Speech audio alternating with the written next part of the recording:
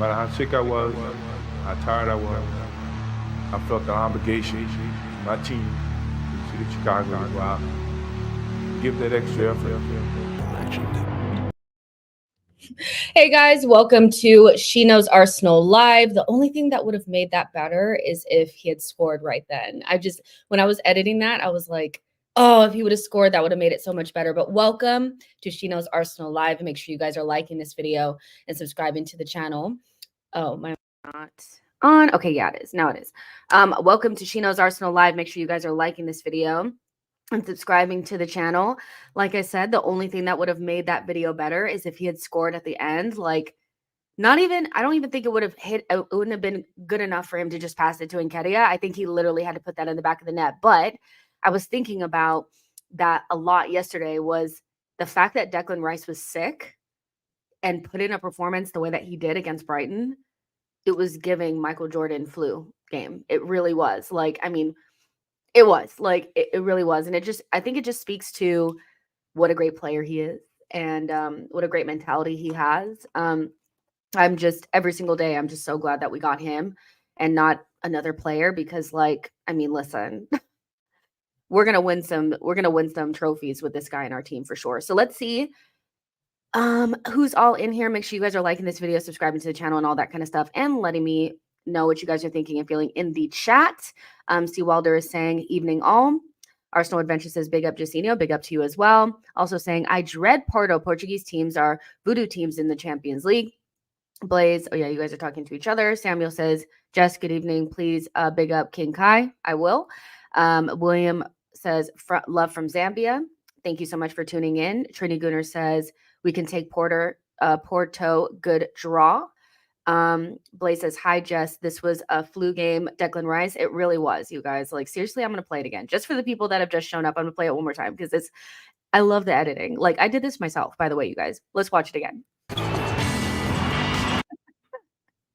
No matter how sick I was, how tired I was, I felt the obligation to my team, to the Chicago, to go out, give that extra effort. The big story here tonight, the story concerning Michael Jordan's physical conditions. This Jordan arriving about 2 hours ago. He is suffering from flu-like symptoms. I wish he would have scored. I always felt that Michael liked it best when it was the toughest odds against him. And while it's never really fun to be sick, it just added to the magic. I'm sorry, I just had to see it again. Okay, so yeah, guys, we're going to talk about a couple of different things on today's show. I want to talk a little bit about Brighton and some of the fallout after the game. Obviously, we won, so there's nothing bad happening to us, right? But I just want to chit chat about a couple of things regarding Brighton. Also, I want to talk to you guys about the Champions League draw. Arsenal got Porto, so what does that mean? What has our record been against Porto in these tournaments and all that kind of stuff? We're also going to talk about Paulo Xavier joining Arsenal. He is a scout from Real Madrid, and that news just came out that we have poached him from Real Madrid, which could be very good news for Arsenal, especially because we've been dying for a Brazilian wonder kid, any sort of wonder kid, to come through at Arsenal, and we literally haven't had anybody come through. We'd had Marquinhos. So yeah, that should be good news for Arsenal. Also, Ben White has been carrying a knock. That news is also rumbling, which again, when I was talking about it yesterday, I know Ben White is not in his best form, but this idea that every single time a player is not in good form, like they've just become a bad player overnight, I feel like just comes from just being like unnecessarily harsh about some of our players. So yeah, and then Dominic Solanke links. We're definitely going to talk about that as well, because we didn't get a chance to talk about it the day prior. And I have thoughts. So like I said, you guys get into the chat and let me know what you guys are thinking. Clement says, happy that we got Porto in the round of 16, better than Inter, Milan, Napoli, or PSG as potential opponents. Solanke linked with Arsenal, and Ivan Toney wants Arsenal ahead of Chelsea. Afa says, Jess, how you doing? I'm doing good. I mean, I cannot complain. Arsenal wins. We're top of the league. We got Porto this morning. I mean, I have really nothing to complain about. I can find something if you guys want, but nothing to really complain about.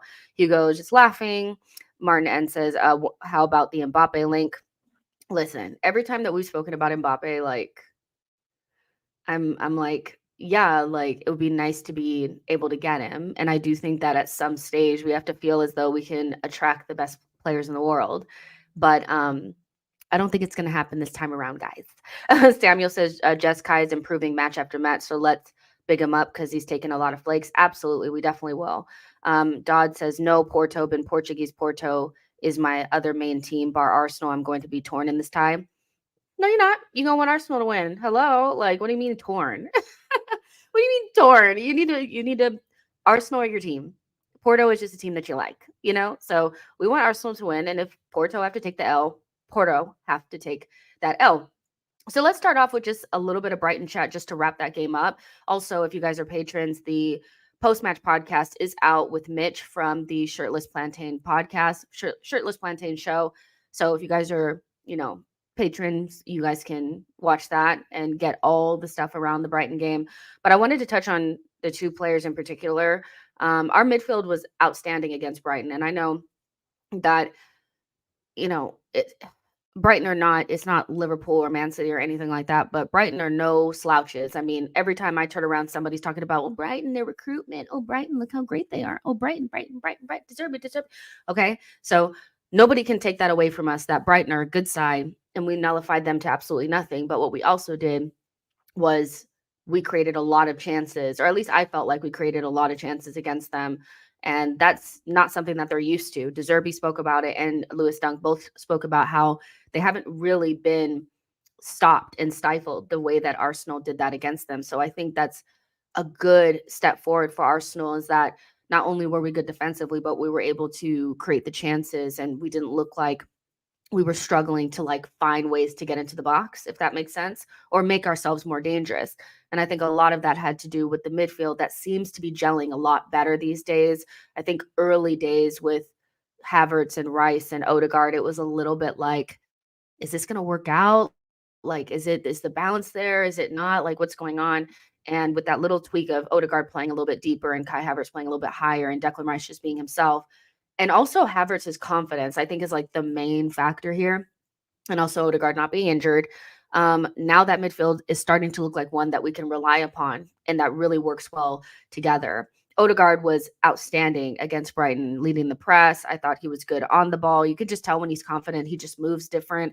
That pass in behind to Saka was really, really good. It really deserved a goal from it. I just think his overall game, and he had like bite to him when I rewatched the game. There were several times where he won the ball back. They called fouls on him, but it was like he had bite in that game where, in games gone past, I feel like we felt like maybe he wasn't strong enough or whatever. I thought he looked really good. But Declan Rice, like, can we just stop for like 1 second and just, this player makes no sense. Like, he could literally be anything he wants to be. I know that Rodri is the best in the world right now. He's considered the best DM in the world right this moment. But I think we can take him.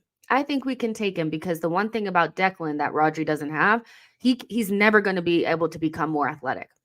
Declan can get to the point that Rodri is in terms of what he has up here. I think Rodri, one of his best assets is the fact that he knows where to be, when to be there, how to take the ball, how to, the dark arts, all those types of things. He's a very intelligent player. He knows exactly what he's doing at all times, and he's reliable. Declan can do those things as well, but Rodri is never going to be able to do what Declan Rice did. He's never going to be able to carry the ball like that. He's never going to be able to, he's not going to be able to become a better athlete. And so looking at Declan Rice, he's 3-4 years younger than Rodri, and he's already putting up the performances that he is at a very like consistent rate. So I am totally like, we can do this. Like, and I know it's like, it doesn't really matter. Like, why does it matter? Why does Declan have to be the best in the world? And I'm just like, because it'd be great to just be able to say it, like you spend $100 million on a player, you want them to be best in their position. And Rodri is the guy that's above Rice, and Rice and Rodri are not exactly the same, but Rice has things in his game that Rodri can never. He could never even think about doing those things. So yeah, once Declan gets that like clutch kind of like goals at the right moment, he already kind of has some of that, and doesn't move out of his position as much. I think there's been certain times in games where, and it's been rare, it hasn't happened very often, but where he decides to try to like help instead of staying in the position where he's going to receive the ball or where the ball is going to be. I feel like that's like his only thing is like those key moments where, Rodri is always in the right place at the right time.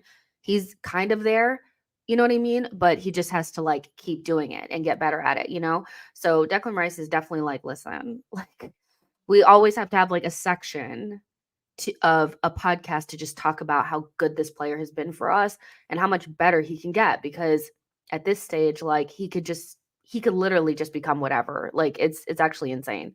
Ify says, I feel like Declan Rice. Troy says Declan Rice is the best for me. Hugo says, can we send West Ham another 100 million? Feels like we robbed them, to be honest. I agree. Boy says Rodri isn't the best in the world. He was carried by Gundogan. I don't know. Do we feel like he was being carried by Gundogan? I feel like he was being helped by Gundogan. But I feel like when you look at that Manchester City team and how they literally cannot win a game without him, yeah, he's probably missing Gundogan. I mean, any good player still needs good players around them. And I don't think the players that they brought in necessarily have that same quality. But was he being carried by Gundogan? No, I just feel like, that midfield is just not as good, but without Rodri, it's finished. Like, they can't do anything. O'Malley says, crazy that we aren't missing Partey. We're not missing him as much as I think people thought that we would. He still could add a boost to this team, but we're not at the place that we were a season prior, where if Thomas Partey was not there, we literally could not win, or we didn't look like ourselves at all. We're definitely not in that place anymore, which is good. Martin N says, I still can't believe we were able to sign Declan Rice. Graham says, really liked the shows you did with Deluded Gunner. He is another fellow Gunner who shows I follow. Some good points raised and enjoy your views on the goalkeeping situation. Thank you so much. I really appreciate it. We are actually trying to get together again this coming Friday. So TBD. Boy says Rice is chefing with Havertz. Go look at the preseason. Go back to preseason. Tell me what people were saying about Havertz. Rice is the best. Rodri got no excuse. So let's also talk about Kai Havertz a little bit, because again, like another really good performance from him, another, goal to the tally.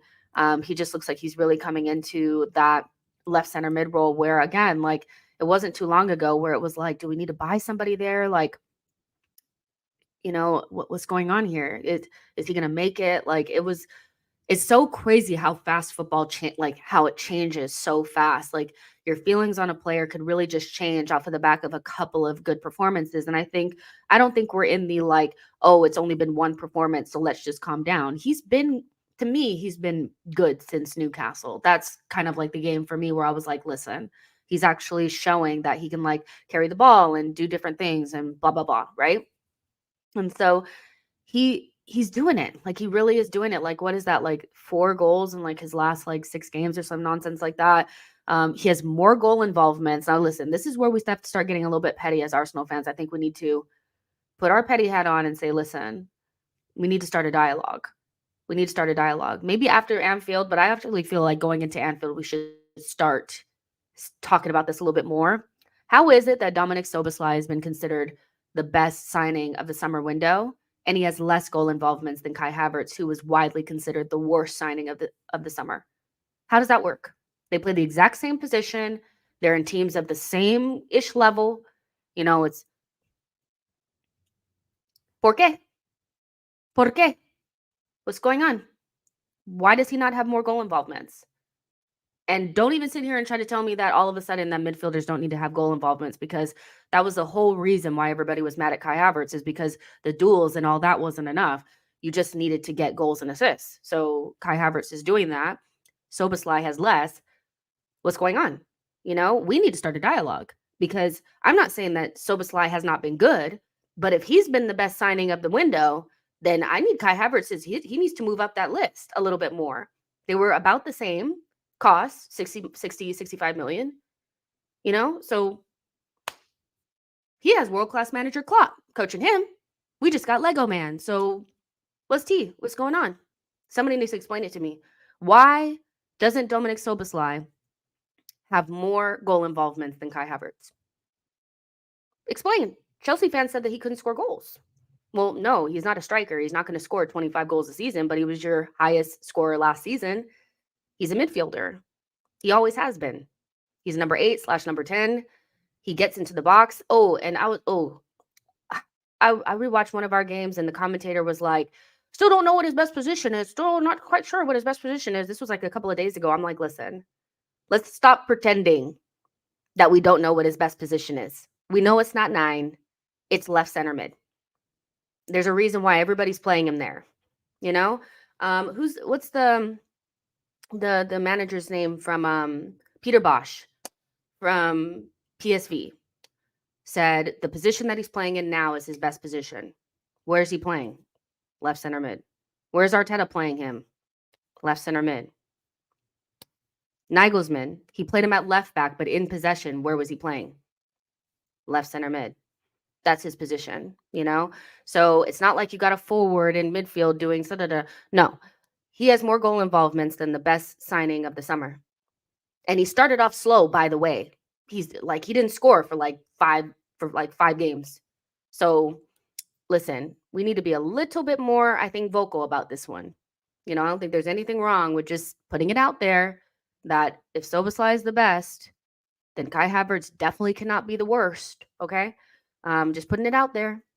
Just putting it out there. Akau says Chelsea used to play Havertz as a 9, right wing and left wing, and that's not his position. Boy says Chelsea tried to reinvent the wheel and make Havertz a striker, told them, Chelsea man, that their club doesn't know how to coach players, vindicated already. I agree. Blaze says Lego man. Exactly. If we only have Lego man and they have Klopp and they bought Szoboszlai and he's the best, then Kai Havertz definitely cannot be the worst. He legitimately cannot be the worst. Aman said the Hungarian Gerard. And I'm not saying he's been bad. I'm just saying that he can't either. He's not the best or he's the best and Kai Havertz is not the worst. Pick your poison. Samuel says, so Booty Cheeks is a fraud. Okay, that's so funny. That is one of the funniest slander names. Slander names are the best. I don't usually think of them, but I saw somebody call Kanate Canartist, and I was like, that is amazing. So every time he gets hurt or gets beat or whatever, it's like, yeah, Canartist. But that's the Booty Cheeks. That's really funny. I'm sorry. Hugo says Disgracia. Exactly. Baimi says Szoboszlai passes the eye test better than Havertz. If Szoboszlai was in Arsenal, he'd be more productive than Havertz. I don't really believe in the eye test that much in terms of like, I feel like it's not about passing the eye. The eye test sometimes can be about aesthetics, you know, and I think some players get away with looking aesthetically pleasing on the ball, but doing a whole lot of nothing. Okay. And Havertz does a whole lot, you know, it's not that he's just out there and like not doing anything, like he's winning his duels, whatever. He looks a little awkward because I mean, he's 6'4", and he's this thin, you know, so he's going to look weird on the ball. He grew like 2 inches, like from the time he got to England to now, he grew like 2 inches. He has to like relearn how to walk because he's like a giraffe. Like, let's be real. Like, just because you're not aesthetically pleasing on the eye doesn't mean that you're not doing the business. And I think that's why sometimes the eye test doesn't always check out. And that's why you have to use a combination of the eye test and statistics, because if you look at both, you will say that both of them have been good for their respective teams. They're both good left center mids, and they have a lot to offer outside of just what they get from goals and assists. I don't necessarily feel like Szoboszlai would be any more productive than Havertz in our team. I don't, because I think Klopp's system is set up for his attacking mids to do well. It's not like he's being held back. It's not like he's playing for, I don't know, Jose Mourinho or something like that. So I just think in general, you know, when you look at all the other players that have come in this summer window, once everybody's kind of like adapted and settled in, I don't think Havertz is performing any worse than anybody else, really. I think he's actually performing quite well in these last couple of games.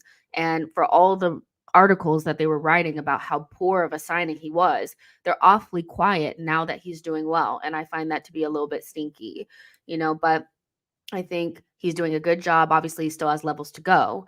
You know, we still want more from him, but the trajectory would say that if he could add a little bit more, like if he was continue to be this consistent and he continues to grow from here, he can very well be a 60 million pound signing for Arsenal.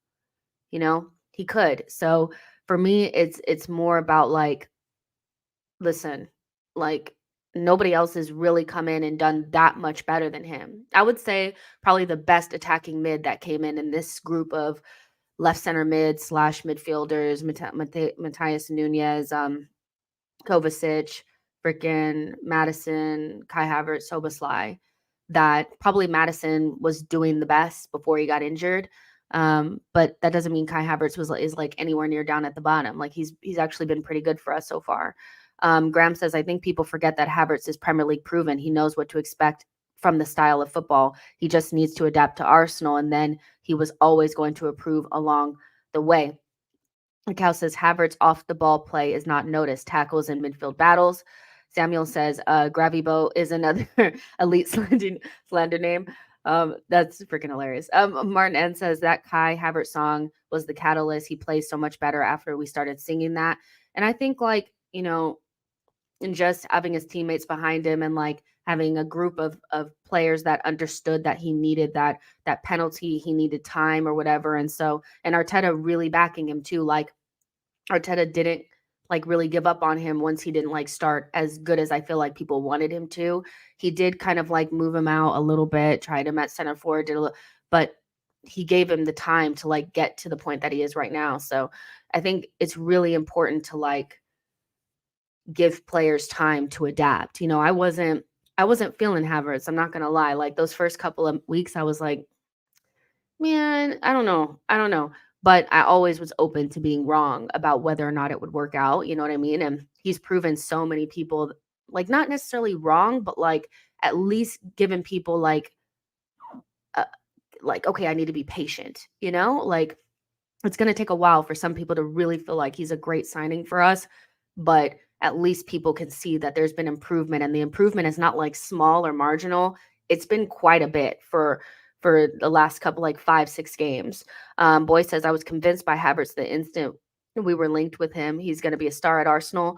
And I was saying this on the podcast too, that Arteta having potentially Xhaka, Odegaard, and Havertz all on his, you know, revitalization, you know, turnaround, you know, list is phenomenal, because all three players in one way or another had been written off. Xhaka was definitely written off by our fan base, and most people in the Premier League had decided that he was a liability for Arsenal. Kai Havertz came in after 3 years of being at Chelsea, widely considered a flop. Now Arteta's turning him around, and you know, Odegaard was a failed wonder kid at Real Madrid that everybody had decided wasn't a wonder kid, or what couldn't be a generational talent, or couldn't be this, couldn't be that, you know? And so Arteta, I mean, that is a list right there. Because him turning around Xhaka, I never thought anybody could have turned him around. I was like, he has to go. And so Arteta's done a good job so far in that respect. Mikal says Arteta likes Havertz and knows why we signed him. Havertz isn't Arteta's player, so do everything for him to improve. I agree with that. I think that's also why I feel like I don't really believe that Fabio Vieira is like done, because he is an Arteta signing, and so he'll work hard to make him work. Unlike other players that have been in the team, I don't think they'll have as long of a leash because they're not Arteta players, you know? John P says he will need to win the Ballon d'Or for Ligue 1 to say he has a few good points.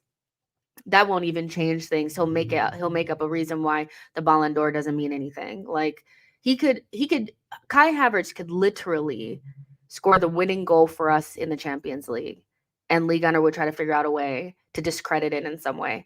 Well, we haven't ever won a Champions League before, so just having won and Kai Havertz scoring it doesn't really matter, because, well, you know, it would just be all this bullshit. Samuel says Arsenal won't pay 65 million if they don't know what he can offer. King Kai is the real deal. Aman says, have a feeling we're going to see more Arteta signings that he can save. Who would you guys, I mean, if there was somebody else that you guys could be like, listen, Arteta, I want you to save him, or, you know, do you guys have one? Like, oh, I can fix him. Do you guys have one? You know, I'm trying to think myself, like, is there anybody out there that I'm looking at that's like, they're suffering where they are? Should we take him at Arsenal? Like, what do you guys think? I'm trying to think of one, like, who's suffering where they are, and we're like, oh, we could save him. I'm trying to think. What about, like, maybe like Mudryk, Sancho. Who else is suffering? You guys let me know. Vlahovic, that's one. Rev says Jadon Sancho, that's one. Vlahovic, Sancho, Mason Mount, Social joins Vlahovic, that's about it. Sancho. Mason Mount's an interesting one because when we were linked to him, I wanted him.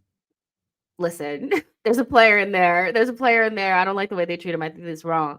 I thought he would have cooked for us. I'll be really honest with that. But yeah, I think but he missed the boat because he went to Manchester United and now it's a no for me. C. Walder says there really needs to be a similar show of public support for Raya next time he makes a mistake like we did for Saliba and others. It won't happen. I feel like with the Raya thing, like he has had the hardest introduction to Arsenal that I've seen in a long time, just because when you're actively taking a spot of a favorite, especially an English favorite, like he just is never going to win, so unless he turns into prime Manuel Neuer, he's going to have to really just like continuously perform perfect for people to get off of this Ramsdale shit, so but I've been calling for that since the beginning, that people need to let the Ramsdale thing go and remember that this is our now starting goalkeeper and we need him to do well, but people just continuously just brain dead shit like in the stadium, not supporting him the way that we've done other players, and we know we could do it. We just choose not to do it for him. So I don't feel like things are going to change for Raya anytime soon, and he's just going to have to suck it up and perform because he's not going to get the same support that other players have gotten. Amon says Defo Sancho. John P says Mudryk. M. Dot says Caicedo. Cal says tipping Havertz to score against Liverpool. I'd love that. Either Kai Havertz or Jesus. Jesus always scores against Liverpool. Social Join says you can't save Sancho. Sancho ain't got the power for this league. Counterattack player. People were saying that Havertz couldn't play in this league. Mindful Mastery says Madison over Mount. I mean, that's the general opinion. Unless Arteta's coaching Mount, then maybe that'll change. Mason Mount just made a huge error going to Manchester United. I don't know why he did it. Adebayo says Calvin Phillips. Chris Frazier says Caicedo, been average for Chelsea. He'd cook in Mikel's system. Shouldn't have been desperate to go there. Only as the day says Arsenal want to sign a center back from Sporting, Gonzalo Ignacio. Don't get him. Get Ousmane Diomande and stop playing. I don't really.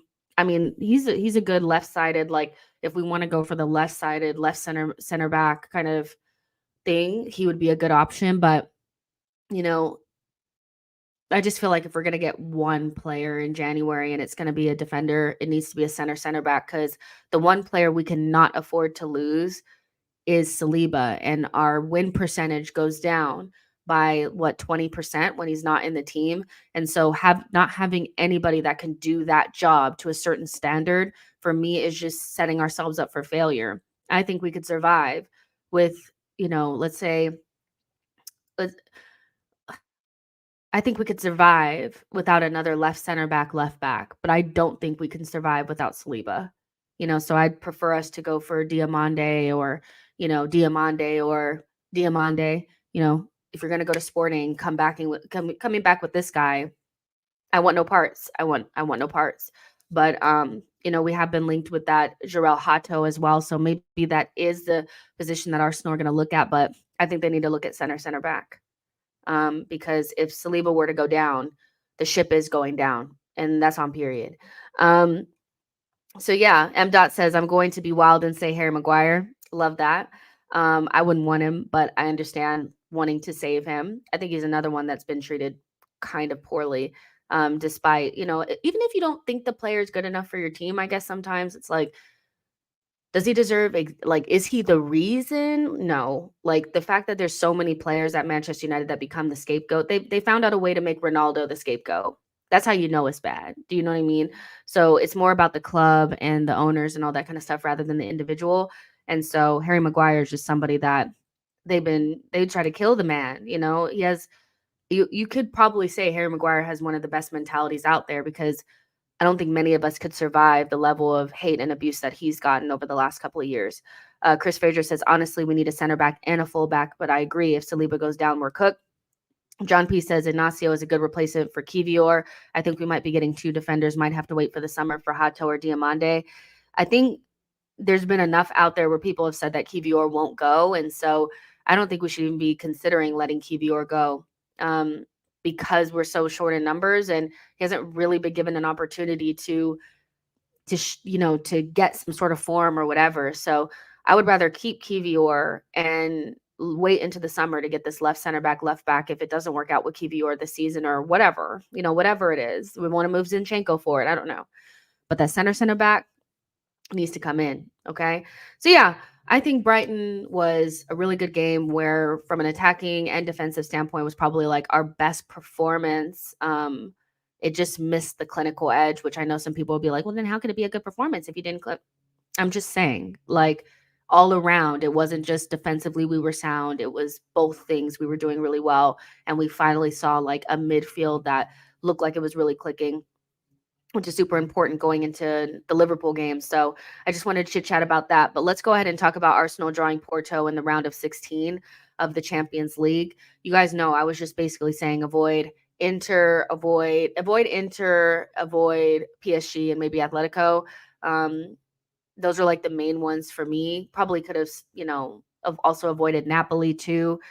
Just wanted to go with a team that I felt like, is probably not the worst. Every single draw except for Copenhagen is going to be really difficult. By the way, don't we find it a little bit like sneaky how like Manchester City always gets some bum team in the round of 16? Like that's just, why is it always like that? It's annoying. But brown envelopes talk, no, I'm just joking. But I think that like Porto is not the easiest draw that we could have gotten, but it's also not the worst. And we're in the Champions League now, so I think it's also like a level of acceptance that we need to like be like, listen, these teams are just going to be good, so take the lesser of whatever evils, But this also popped up. My friend sent it to me and I just wanted to post it because obviously this is the what are we going to call it? The Fabio Vieira derby. And so this popped up and so I wanted to show it to you guys.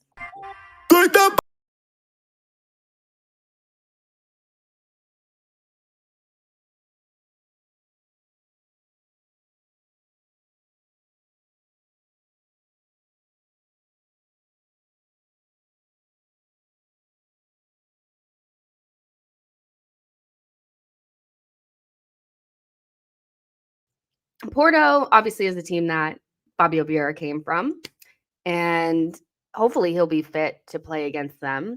But the first game against them is going to be on February 21st in Portugal. So we do our away leg first, and then the next game is in March, and it's going to be at the Emirates. So hopefully, February 21st is enough time where we should have some of our players back. I guess the players that we're talking about is like Tomiyasu and Thomas Partey. Hopefully Fabio Vieira is back as well. Emile Smith-Rowe is already back in the team, which is nice. But going in February, you would expect to be like hitting full gear, or top gear. So going into those games, you want to have as strong of a squad as possible. I do anticipate us having some injuries because I think it's going to be kind of like a round robin injury thing this season. You're going to get a couple back. You're going to have a couple out. But like Arsenal need to be able to play their strong, athletic, physical away team, in this particular fixture because Portuguese teams tend to be able to keep up with Premier League teams in terms of the physicality. We saw that when we played against Sporting, that they were running us off the pitch. And it didn't help that we didn't have Thomas Partey available or Tomiyasu or Saliba in that second leg. They were, obviously Saliba and Tommy both got injured in that same game. But even away at Sporting, we had Vieira and Jorginho and Xhaka as our midfield.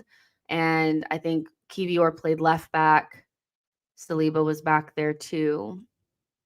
No, Kivior played left center back and it was Zinchenko. Yeah. Yep. It was Zinchenko, Saliba and Kivior in that midfield that I said. And I think it was like Martinelli was up there too. Like it was a weird kind of like group to go with away at Sporting, and it became a basketball game. We couldn't condense the pitch. We couldn't deal with them physically, and they were running us off the pitch. And then they also did the same thing at the Emirates. So that's the only thing that really concerns me is the Portuguese teams can keep up with us physically. So we need to have our physical lineup available, and that probably includes Thomas Partey and Tomiyasu.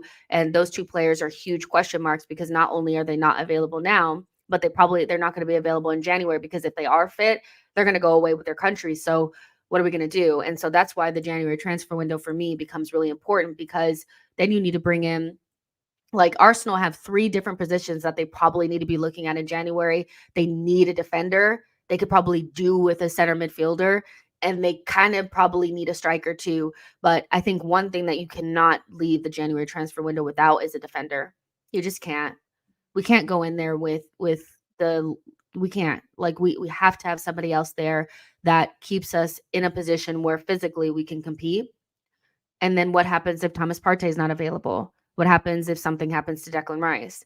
Jorginho is not even fit right now. So there's some question marks there. And it's unfortunate that the players that we're counting on to come back aren't necessarily like one injury types.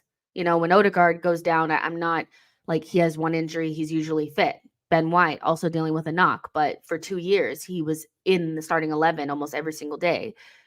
Counting on Tomiyasu and Thomas Partey to come back and be able to stay fit feels like rolling the dice a little bit. But I don't think Arsenal are going to be in a position where they are going to have all this money to spend and all these options. They're going to need to pick and choose and be creative. You know, loans, sell somebody and try to bring somebody in. They're going to have to be really creative, because we're missing some pieces that would really help us going into that difficult period. We're going to have the run-in and the Champions League, and we want to be able to get as far as possible. So yeah, getting Porto is not the best that we could have gotten. You probably wanted to get somebody that physically couldn't keep up with us, right? But the game is the game. And so we're going to be playing up against a team that can run with us. So we need to be able to run as well. They're a good team. You know, they're not going to be pushovers, but, you know, equally Arsenal should feel confident going into this. Our record against them away is not great, you know, so in the last matches against Porto, we beat them 5-0 at home. We lost to them 2-1 away. We lost to them 2-0 away. We beat them 4-0 at home, and then we got a draw away. So, you know, it's not the best. You know, we go away to Portugal and we don't do well. Maybe it's the environment. Who knows? Maybe it's the physicality. But then when they come to the Emirates, they get slapped, you know. So it's one of those. But we also broke some bad like juju this season, you know, going to Goodison Park and winning, beating Manchester City and winning, beating Brighton at home, winning, beating a Spanish team away from home. So this team has shown its ability to break this type of juju, and like we can look at certain records and say that could be broken, you know, that can be broken. And so I'm hoping that's what happens. I'm not I'm not super worried, but I'm also cognizant of the fact that like one of the most important things is going to be who we have back, because we cannot, I don't think it's the type of game that you want to have Jorginho and Zinchenko sitting in a double pivot in Porto.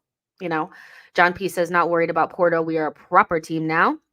Only as the day says Arsenal are targeting Arthur Vermeeren, a midfielder from Antwerp. Why? I actually have looked at a lot of comps of this guy, and he looks fantastic. He really does. But listen, like, what is he going to do for us? What is he going to do for us right now? I don't know if he's going to do anything. He's very young and green, and I'm not sure that this is what we need to be doing, but I see this report here that Vermeeren has caught the attention of a number of top European clubs this season. Arsenal, Tottenham, Borussia Dortmund have sent scouts to watch the midfield prodigy in action. You guys know how I feel about this. We spoke about this the other day. I don't think that these younger players that come in that aren't necessarily going to be a part of the starting 11, but need adaptation and direction and coaching, I think they'll fall through the cracks at Arsenal at this period of in this moment of time. I don't necessarily think Arteta has done well with those types of players so far. What's that guy's name? Nuno Tavares and Sambi Lokonga and Fabio Vieira and Kivior are all young players that don't necessarily play in the first 11. but have all struggled to kind of like really adapt in their time. So yeah, this Vermeeren guy, we'll probably miss out on him, and he'll probably end up being really good, but Arsenal need to be thinking about right now, you know?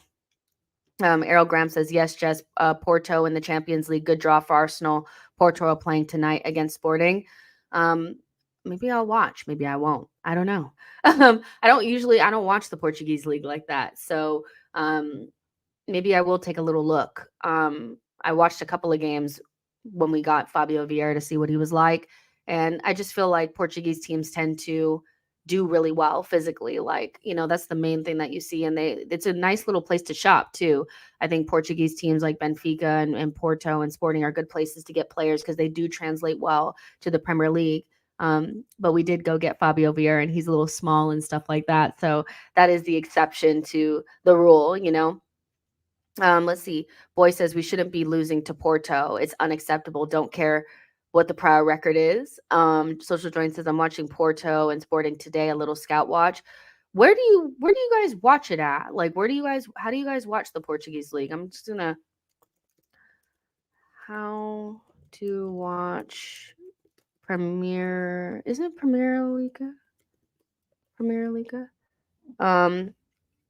It's probably on something that I don't have. I have every other like type of app that you need, like ESPN, Peacock, NBC app, CBS, Max, everything. Like everything. And it's on Fernandez. Of course it is. What time does the game come on? Maybe I will take a little gander, you know, do a little sign up and then delete. Sign up and then delete my account, you know, one of those. Errol says Firestick just stream. Got to look at that. Akal says Havertz is a shadow player. You don't see him, and then he pounces suddenly when nobody is looking, the unseen giant. Raphael says 30 minutes to kick off. So yeah, once we're done here, I'll probably try to look at it. But yeah, Arsenal, this is a favorable draw, I think, when you think about the other teams that we could have gotten. And so hopefully we'll have some of the players back that we need in order to be at our full strength. And by that time, we'll see what Arsenal have done in the January transfer window, if they've done anything. And hopefully we have a strong team going into that next round. So Paulo Xavier has joined Arsenal. Listen, I don't know a lot about Paulo Xavier, but this is what I read, is that Paulo Xavier has left his role at Real Madrid's Latin America scout to join Arsenal. Xavier was highly regarded as a member of chief scout Juni Calafat's staff. And probably what you guys want to know is, so who did he get? Who is he, you know, who did he go get? So Calafat, who is the person that he worked for or worked under, is credited with discovering talents like Rodrigo, Casemiro, Vinicius Jr., Valverde, and Militao. We're probably going to get a wonder kid, guys. I'm just joking. But seriously, no more Marquinhos for us. I mean, this is a really good pickup from what I'm reading. We've complained about, I think, for years now under Edu. It's not so much that I don't think that he's doing a good job in terms of rebuilding Arsenal, but these South American connections that he said that he has or that we expected him to use have not quite come to fruition. But I think Arsenal do need to be shopping in the market of, you know, very talented young players that could come to Arsenal and develop. And that saves you a lot of money in the long run when you can backfill your team with these players that are kind of like bubbling under the surface. And I don't think we've done enough future planning now or future proofing, but that doesn't mean that it's not a part of the plan. You know, Arsenal had a long-term vision where maybe it was just trying to get like this first team going and get that going solid and get us back into the Champions League before we start looking at bringing in these wonder kids. But listen, we're about to one-up Chelsea and Real Madrid with this.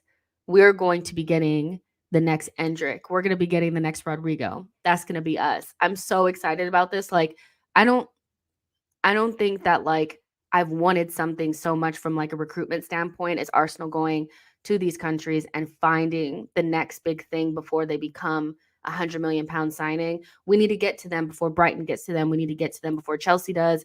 We need to get to them before Real Madrid does, because it saves you so much money in the long run, I think. And so a combination of what we're already doing plus this will help Arsenal stay strong for years and years and years and years and years. And so, yeah, I'm feeling that. I'm feeling that. I really am. And so, again, for you guys that are like, who did he help bring in? The guy that he was working under is credited with discovering Rodrigo, Casemiro, Vinicius Jr., Valverde, and Militao. So that is no slouchy list, okay?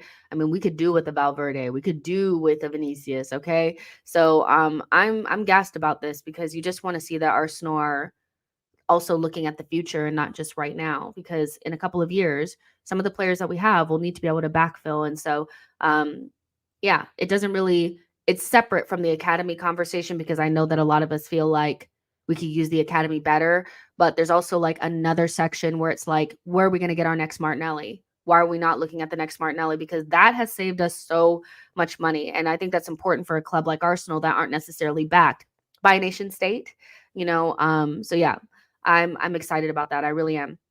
John P says, about time the new Brexit work permit rules got us a Brazilian wonder kid. Only as today says, Edu just does that just because he's Brazilian, instead of watching out for quality players. Let's see. Just J says, Marquinhos' thick legs sold me.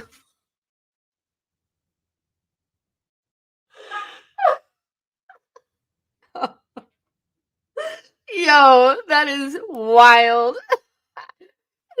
If you know, you know. Like, I don't know. Like, I don't want to sound weird, but like, yeah, like I'm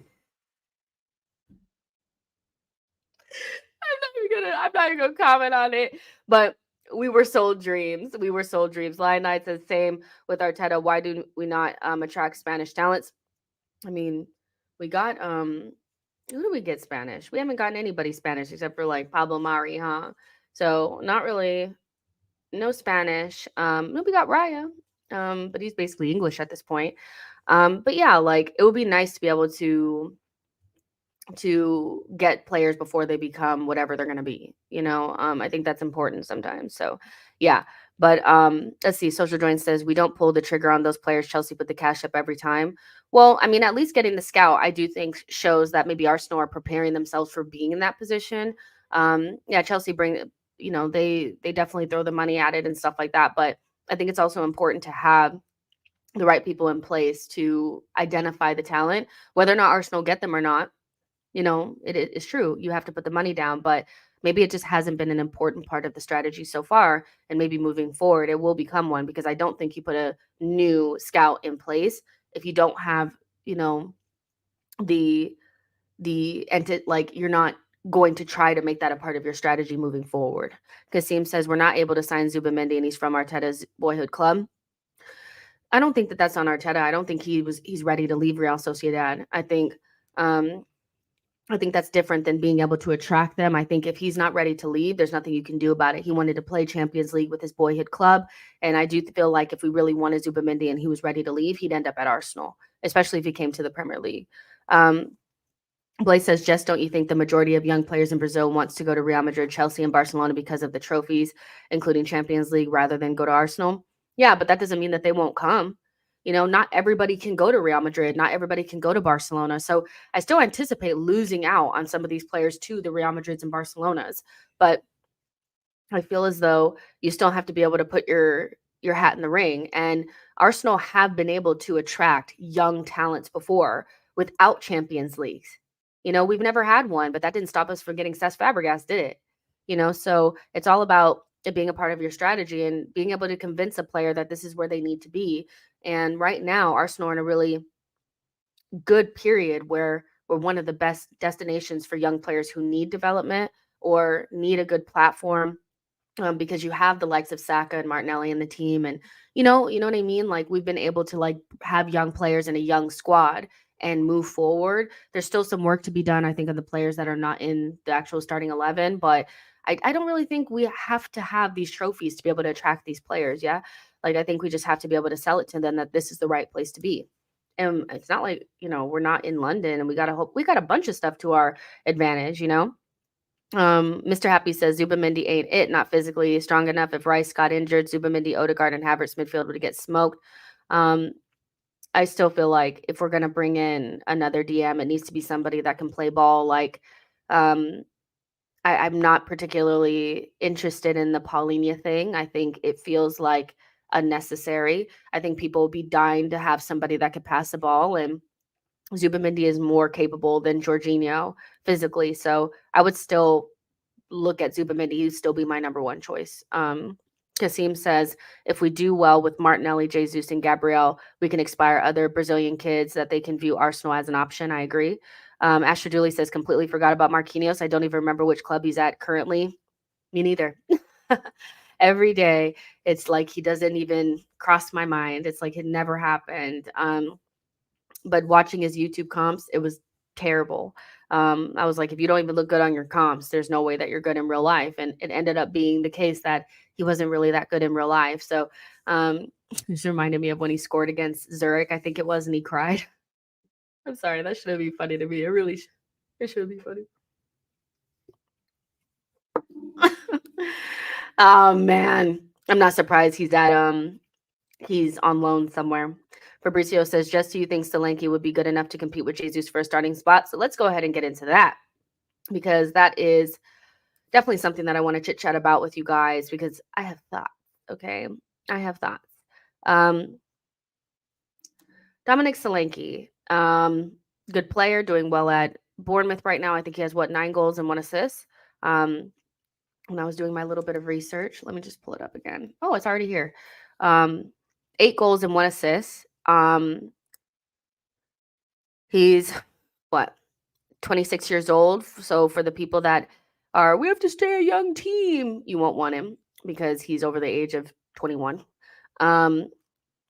Statistically, when I'm looking at him on FB Ref, he looks like, he's a good progressive carrier of the ball. His take-ons are really good. He has a lot of touches in the box. A lot of clearances and blocks too. So, he gets stuck in on the defensive end. And on first glance, when I was first watching him play, I did think that he was similar to Ollie Watkins. And it says statistically he is most similar to Ollie Watkins. And Ollie Watkins and Dominic Solanke, they are good outlets. They're good at running the channels. They are good in the box in terms of they know what runs to make, front post, back post, they know where to be. They're not so big number 9s that they're almost like slow and need to be in the box. They're agile. They can move. They can beat a man. They can get beyond you. So they're really well-rounded. Are they like traditional number 9s in that sense? Like, no, they're not. But they have enough to their game where I feel like they end up being very good for most teams that are not going to have 2 really good strikers. They're going to be somebody that's kind of like can do a lot of different things. And so they end up being very useful for most teams. He's doing really well at Bournemouth. He really is. And I can see why Arsenal will be looking at him as the next option if they don't get Tony. I think it's no surprise that Tony, Ollie Watkins, and Dominic Solanke have all been linked in some capacity because they're all have experience. They're all, experienced in the league too. They've been in the league before, and they're all English. I feel like that has something to do with it as well, because if you're going to get rid of Eddie Nketiah, I think one of our strikers is going to have to be English to keep up with the numbers. And so I can see why he would be on a list. But when I think about having 2 strikers, I just feel like having Dominic Solanke plus Gabriel Jesus isn't quite enough. That's my feeling. Isn't quite enough. I don't know if you're really changing enough about the team with that. Now, because I view it this way. Is Solanke better than Eddie? Yes. Is he better than Tony? I don't think so. Is he anywhere near Osimhen? No. So Jesus and Tony, to me, isn't the best that we can do, but I feel like that is a tandem that's going to give us enough of everything that we need. I feel like we'll be coming up a little short with Solanke plus Gabriel Jesus. That's just my feeling in my gut when I'm looking at him as a player. But some people feel as though Dominic Solanke is not that far removed from Tony. And because he has the ability to run in behind and he's faster and he's more agile than Tony, like in terms of like Tony is not going to run in behind, I don't think. I think he's going to play off of other players and he can drop deep and connect play. But are you going to be able to pass him into the channels? No. Solanke and Ollie Watkins can do that. So if you're somebody that's more like I want a faster player that can play in behind and give us kind of like that, somebody that you can play into the channels, you'd probably like Solanke a little bit more than somebody like Tony. For me, I don't really feel as though that's the main thing. I want somebody who's going to get the ball, whose aerial presence, that's a big physical striker, going to get in there aerially, is a clinical finisher, is like a traditional kind of like number 9 that can hold it up and stuff like that. So it just depends on what you are looking at, but and what you want. You guys will let me know in the comment section, like, would you prefer a Solanke slash, Ollie Watkins, channel runner, got a lot to their game, agile, can get beyond a player, and makes the right runs in the box? Or do you want somebody like Tony, who's not as much of a channel runner, but gives you the presence in the box and also has the dead ball situation as well? Like, he has other things to his game that Solanke and Ollie Watkins don't have. On a dead ball, they're not kicking it in the back of the net, so it depends on what, you guys feel like, is what you would look for in a striker. Everybody looks at different things and what complements Gabriel Jesus the most, because what I don't want is Gabriel Jesus leaving this club. That's one thing that will piss me off. It really will. Like, I won't be okay. Gabriel Jesus is a player that we can have in our team for the next 2-3 years. I don't think there's anybody that does the false 9 better than he does. And so to remove him and then bring in a Solanke would stink to me. Even if we were to get an Osimhen, I wouldn't like it. I want Osimhen plus Jesus, Tony plus Jesus. Jesus out of the question, I'm not a happy girl. I'm not a happy girl at all. I'm so serious. But I don't think Solanke is such a, like, one of those where it's like, it's so like, he's so bad that he's Dominic Calvert-Lewin levels. Like, no, he's not. But does he move the needle enough? I don't know. But what do you guys think? You know, what do you guys think about the Solanke rumors? Let's see. Justa J says, in Jan, we should be prioritizing our defense before we bring in an attacker. Social Join says Solanke is West Ham level. Osimhen, Sesko are nothing. Fabrizio says Solanke reminds me of Gakpo a bit. Interesting comparison there. That's an interesting comparison. Mr. Happy says Osimhen is good, but a little overrated in my opinion. His goal scoring record in Serie A this season is mid. Their entire team to me has been mid this season. I kind of get what you're saying, but Osimhen in this team is going to score loads of goals. And he just has all of the tools, the speed, the hold up. He has a little bit of flair about him. He has the audacity. He has the arrogance to be a striker that can hold up the number 14. It's just, you also need to remember that our starting number 9 kind of has to be a little bit of a bastard. They need to be somebody that, it can't be nice. They can't be nice, because Arsenal is not a nice place for somebody that's wearing the number 9 or the number 14.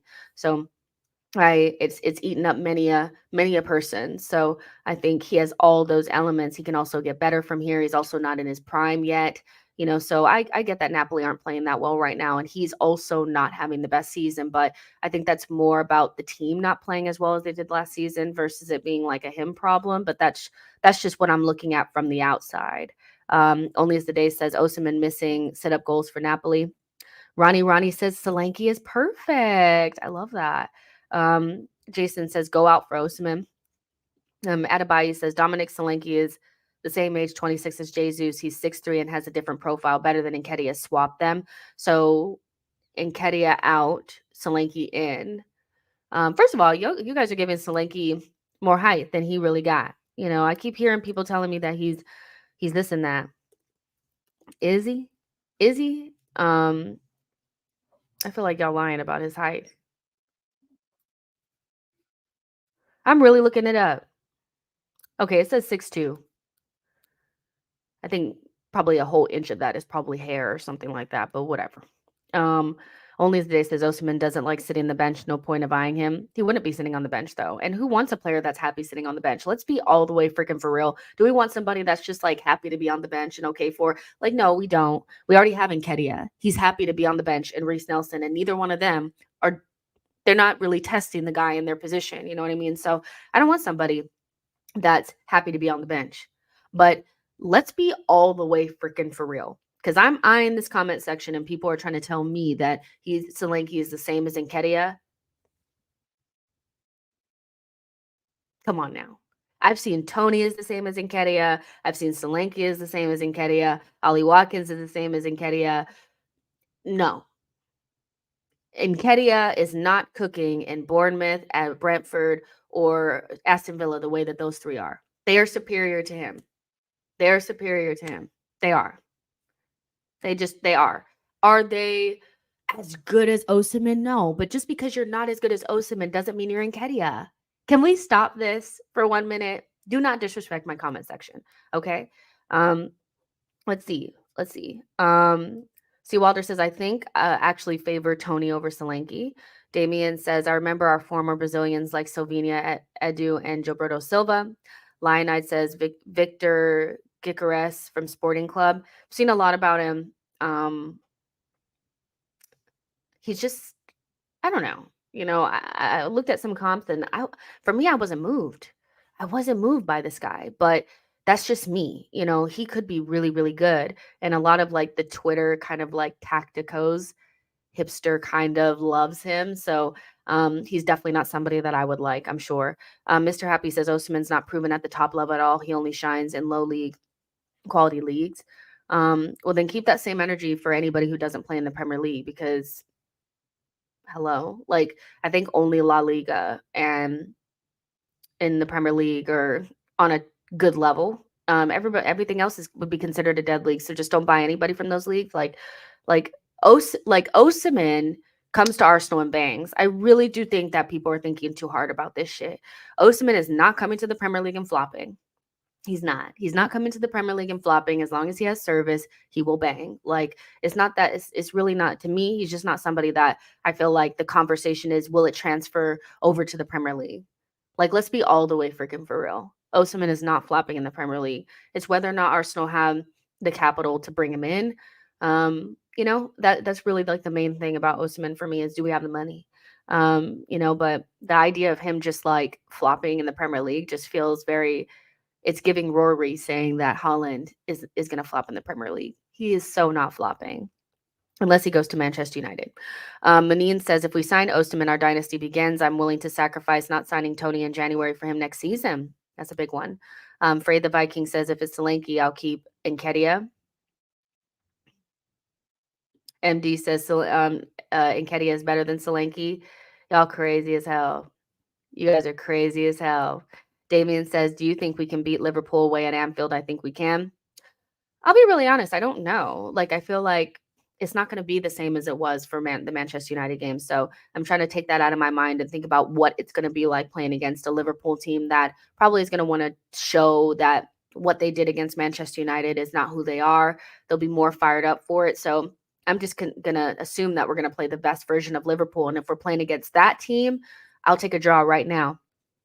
Mr. Thuggy says people have to consider that Watkins and Solanke rarely face low blocks, so their running in behind won't be as effective here. It could be effective in the Champions League though.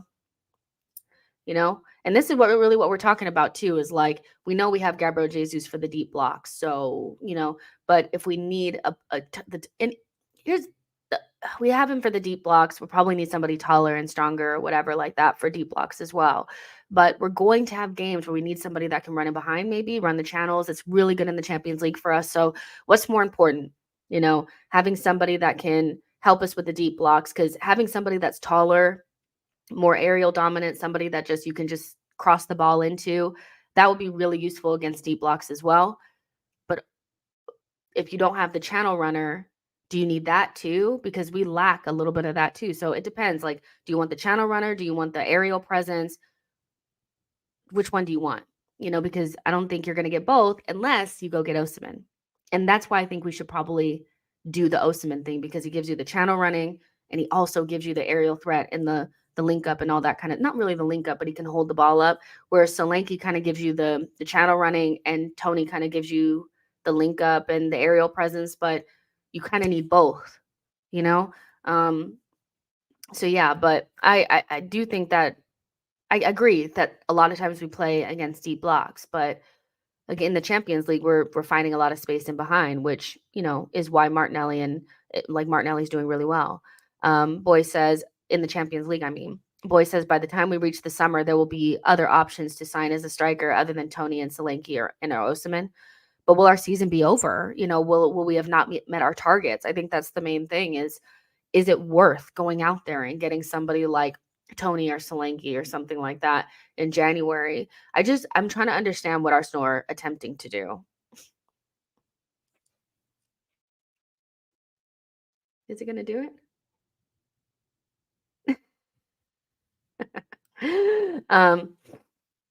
So yeah, I feel like will our season be over? Do we need to bring in somebody to make sure that we don't lose out on this really good opportunity to win the league? And so that's really what Arsenal have to contend with, because I don't really understand what we're trying to do, because if you bring in Tony or Solanke in January, surely you're not getting anybody in the summer, right? So I don't think Arsenal are going to bring in Tony or Solanke, keep Jesus, and then go get Osimhen. So they got to pick and choose. They really have to pick and choose. Snacksham says Osimhen is only 6'1". He's not that big, but he's good in the air. It's not just about being tall. I get that. But aerially, he's pretty good, So yeah. But let's see, Victor Osimhen. Let's see what he is like this season. He has 7 goals and 2 assists and 1 in the Champions League in 12 matches. Well, he has 7 goals and 2 assists in 12 matches played for Napoli and Serie A. And he's a shot monster. He takes a lot of shots. He has a lot of touches he's a true number 9 in every sense of it. He's just going to get goals. He's just going to get goals, And then the other players that are like him are like Ollie Watkins is on here, Balogun's on here, Solanke's on here. So yeah, he's just a true number 9. And I feel like that's kind of what we need. But look, that's just me. Ify says, I say we get Osimhen in Jan, but then again, we can't strengthen in other areas if we do that. I don't think we can get him in January. I'll be honest with you. I think that's just a part of the deal. We'll give you a release clause and, but you're not leaving in January, you leave in the summer. Only as the day says Liverpool lineup getting grill. Saksham says Lukaku actually balls under a suitable system. Ronnie says Osimhen will be a real flop at Arsenal. I don't see how. Boy says we'll hit the target next season. It's a project in it. Process, they call it. Nah, man. We have to sometimes you have to take the opportunities that are given to you when they happen.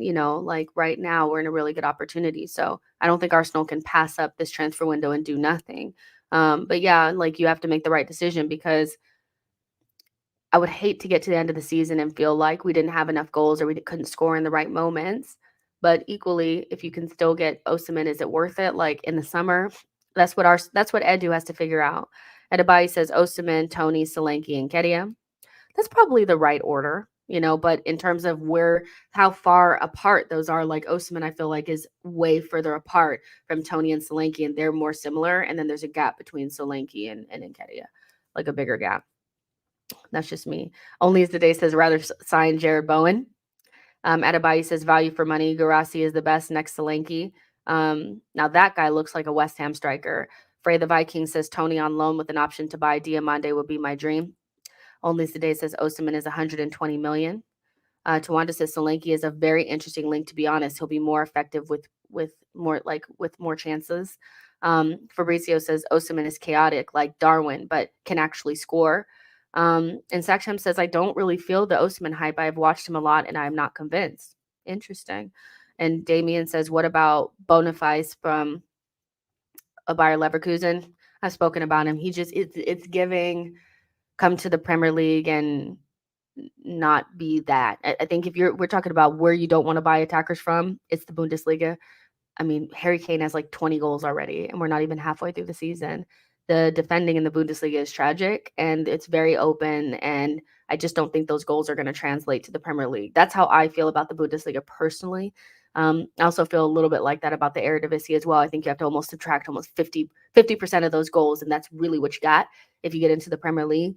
So Boniface or whatever, he looks fun. I know he's an Arsenal fan.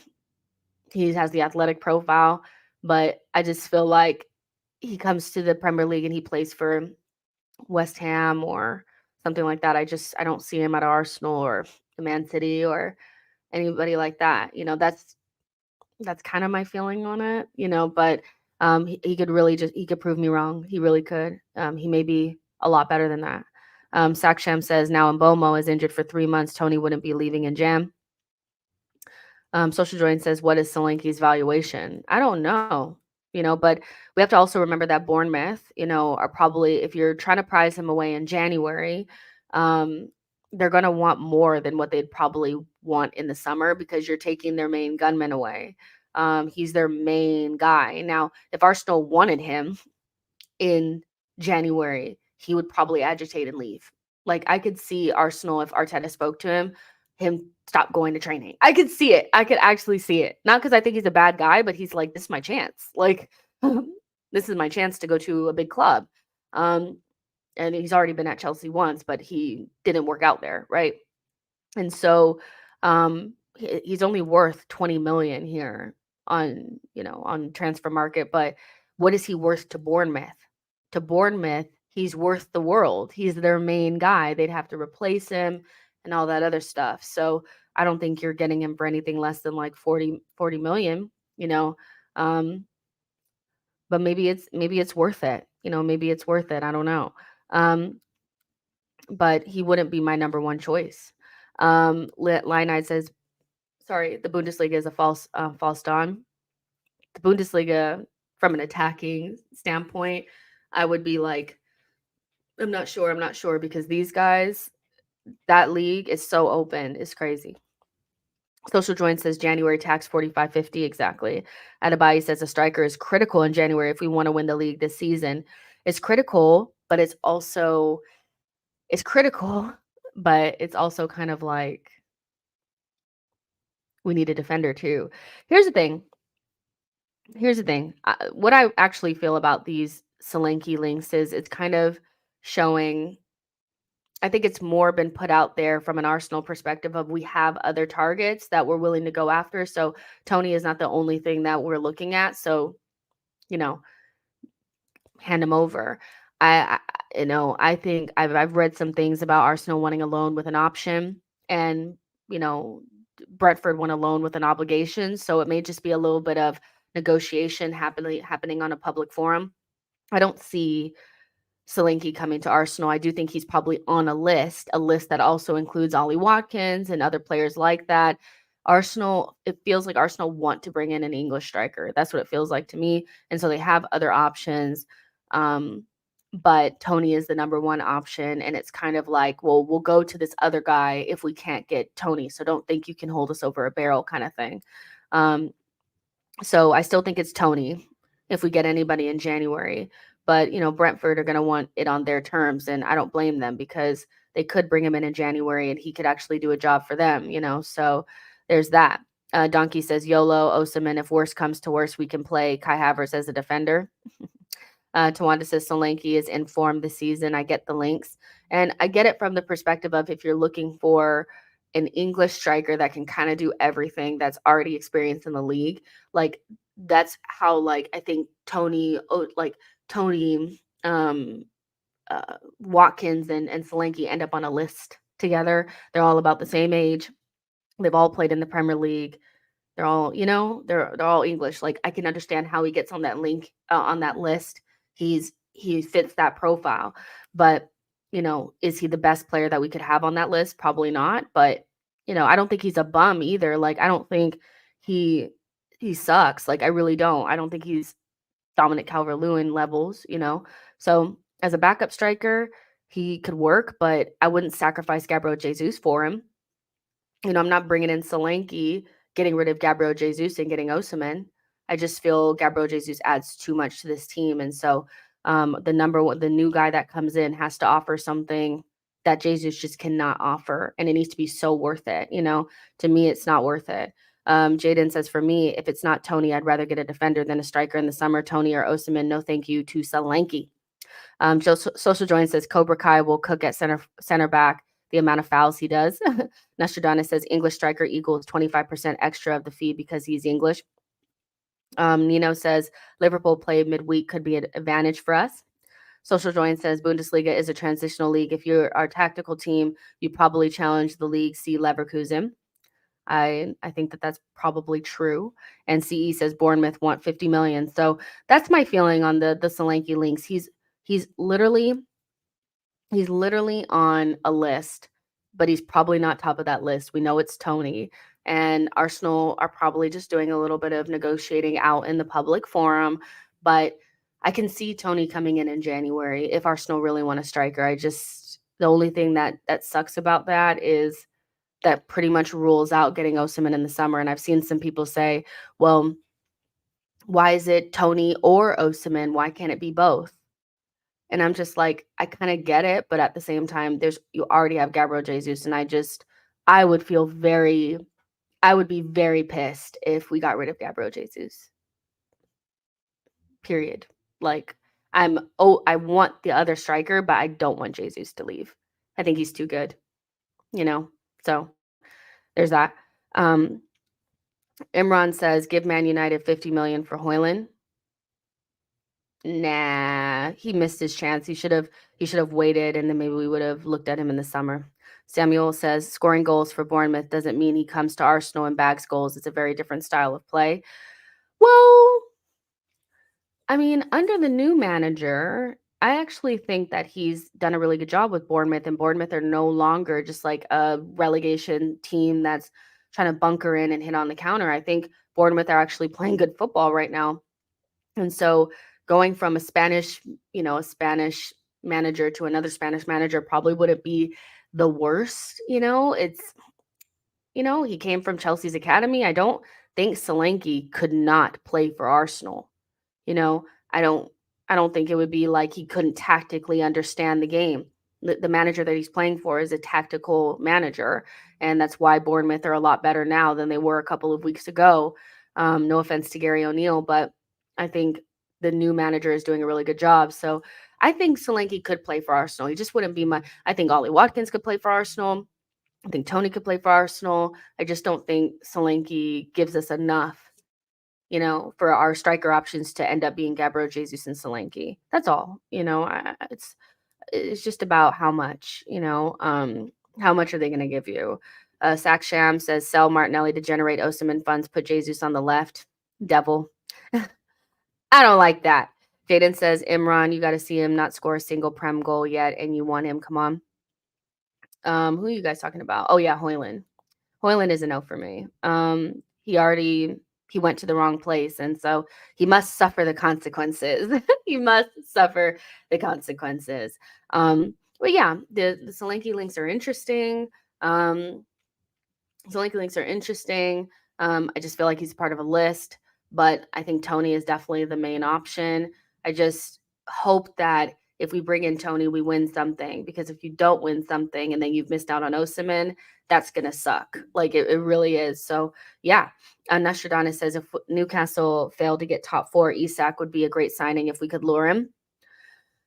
Yeah, I mean, I feel like we missed the boat on Isak, but again, like, this is another one of those where it's like, okay, so does Jesus and Isak give you everything that you need in a striker combination? I think you actually do get it then, because no, I don't think Isak is the best in the air, but he's tall. He has physical capabilities that Jesus doesn't have, the speed, all that kind of stuff. And he's just a good striker. So yeah, I think that gives you enough.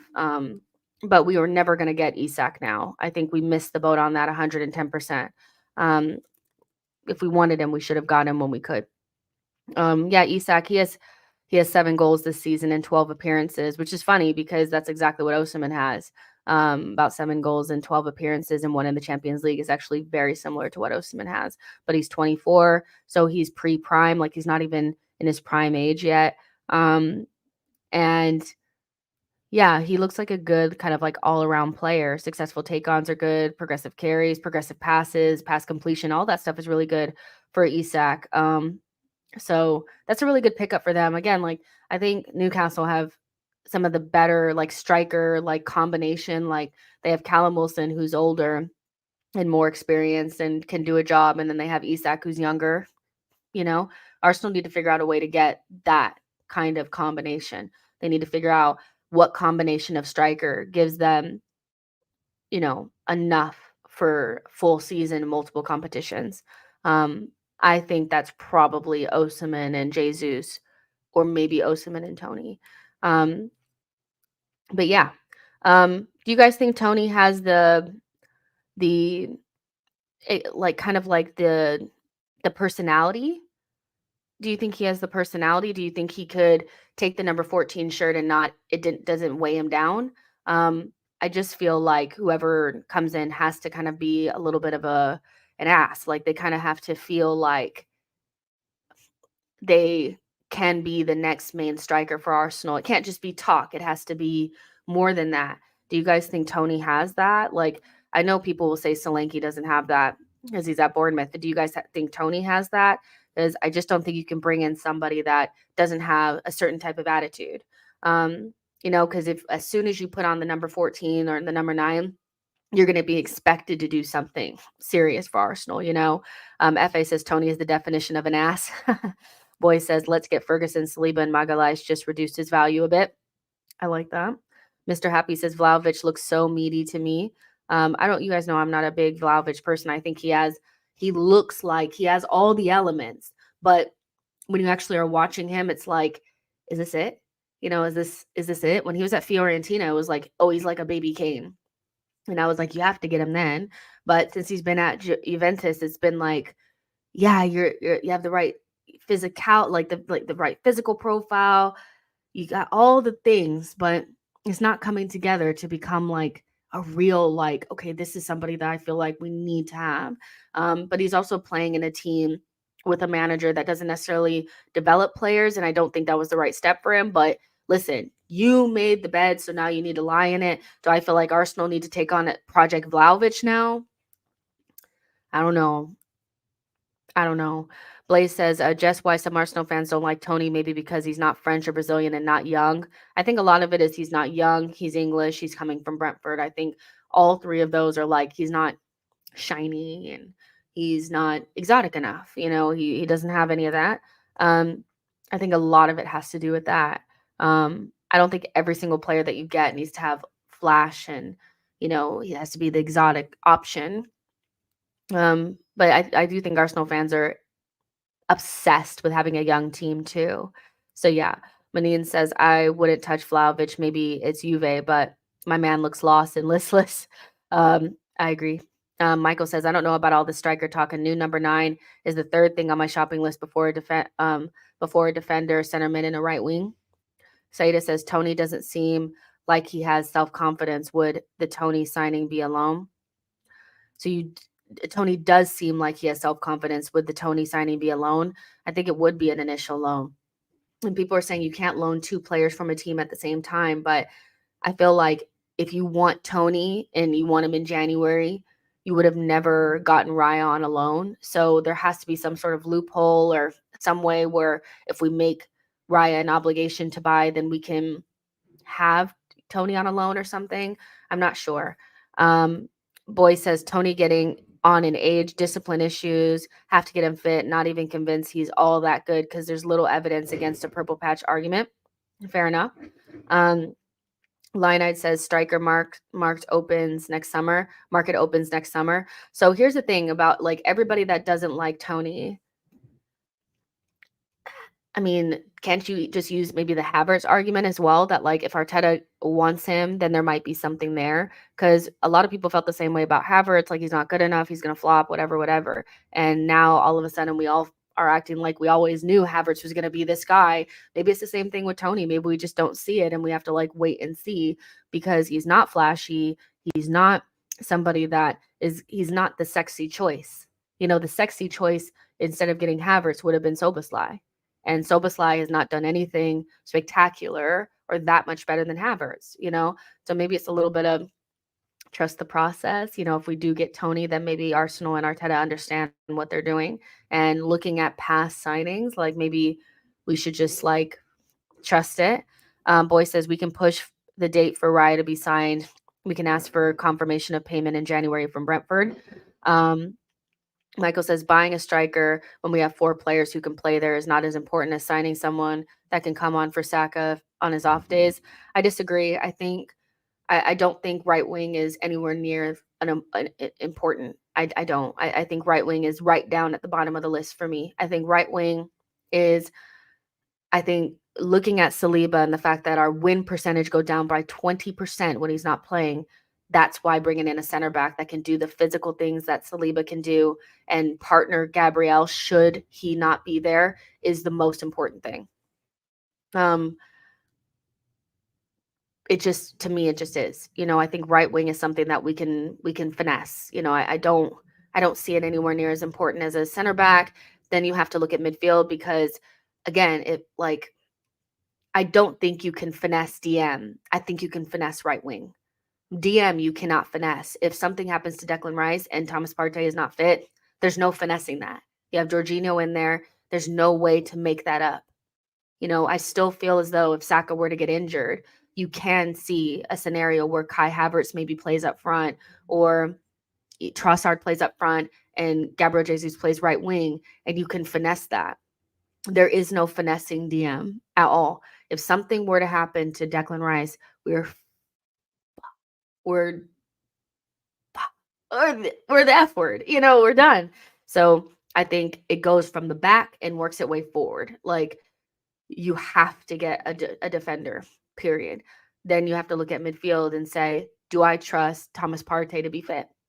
Because if we don't, then we need to bring in a midfielder, you know? Then you look at the striker.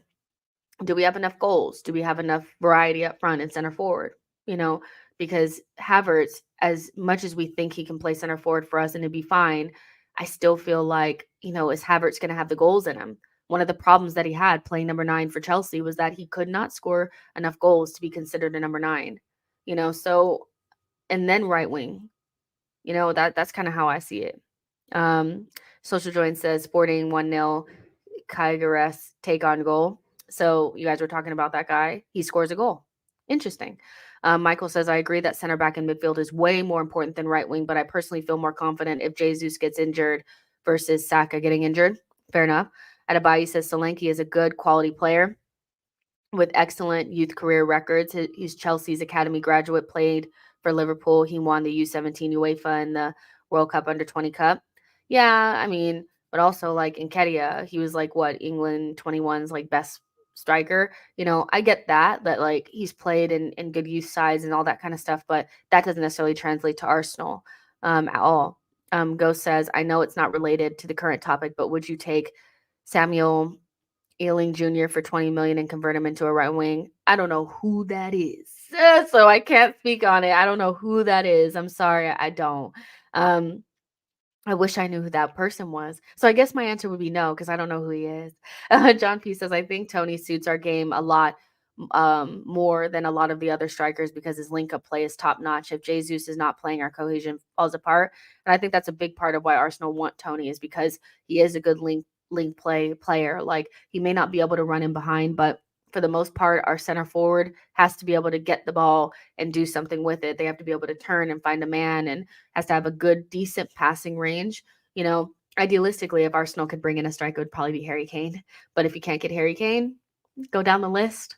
You know, it probably still is a player that can link play and do a little bit of playmaking, and Tony definitely can do that. So, yeah. Nostradamus says, I think Ben White could be an alternate at DM, but we got major right back injuries. So, yeah, Ben White cannot be moved at all from his position. Samuel says, that's my question, though. It's going to be difficult to buy a very good center back who accepts sitting on the bench. we just need to throw the bag at Diamande, and I'm not even joking. Tell him that he's gonna play, even if he's not. I mean, I don't know what else to tell you. You know, we cannot allow Newcastle or somebody to get him. We will definitely regret it. So he solves our Saliba not being there, and he also allows us to be able to rest Saliba a little bit more. Like, I would love for Saliba, Gabriel, and somebody else to share the minutes a lot more. I get that Gabriel and Saliba are the perfect tandem, but you have to find somebody else that could also do that role. And the thing about Saliba and Gabriel is that I think it's the physical qualities that they have that makes them so hard to match up with anybody else, because neither Ben White or Kivior have that. They're not tall enough, they're not athletic enough, they're not fast enough, they're not good enough 1v1 defenders in space. So I think you have to find somebody else that can do those things, and then you can actually give all three of them equal minutes, when that player adapts a little bit more. And that, for me, is the thinking behind the whole Saliba, bringing in a center back that can do those things. Is we don't know what Saliba's back injury is like, but we don't want to tempt it. You want him to get into his prime years and be able to still play. So you have to limit some of the minutes that he's playing. He's playing too many minutes. He can't be taken out of the team right now, or else we lose, so bring somebody in. So yeah, Manin says, I watched the younger Williams against Atletico. I was impressed. Played left, right wing, shoots with both feet. He was a terror. I guess you're talking about Nico Williams. I haven't watched enough of him, but people say that he's really, really good. So maybe somebody you can look at. Nico Williams, he's excited. Boy's excited about that one. Sakshem says, Jess lying to Diamande. I would be just like Arteta out here talking about all these minutes he's going to get and sit his ass right on the bench. Listen, sometimes you just got to do what you got to do. Sue Walder says they are saying 70 million for Diamande, but I agree we have to get him. I just think it's worth it, But yeah, you guys, I just wanted to have a little chitty chat with you guys for today. Really enjoyed the show. So tomorrow I'm trying to get Harry on for a live show. So TBD on that. I'm gonna try to talk to him in a couple of minutes and see if he's gonna come on. And then, like I said, for Patreon, it'll be diluted for the Friday show.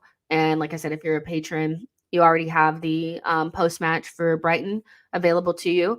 And so, yeah. And then next week, I'm not going to be available on New Year or Christmas Eve or Christmas Day, obviously. But, after that, we'll resume normal programming. But make sure you guys like this video and subscribe to the channel on your way out. Hope you guys enjoyed the show and some of the videos. And on the way out, I'm going to go ahead and play the Declan Rice one again because I love it. Talk to you guys soon. Bye, guys.